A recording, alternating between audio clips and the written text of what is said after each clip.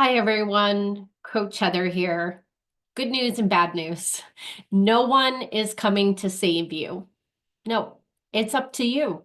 You need to be empowered to think about you as a resource in your organization.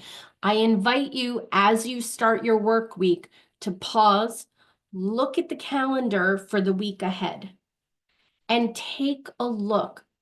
What do you need to set yourself up to get through this week that you're about to start in the most healthy way?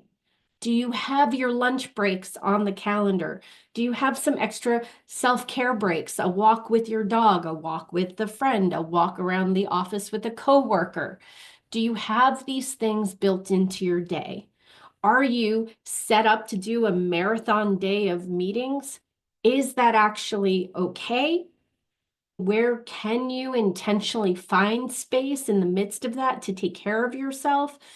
And it's also a good thing for you to think of like, what habits do I have that are working for me? And what additional habits can I put in place that'll help me set myself up better for success in the week ahead?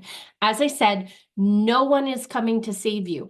Nobody really understands the intimate details of what it takes to do your role all day, every day, day in, day out, the way that you do.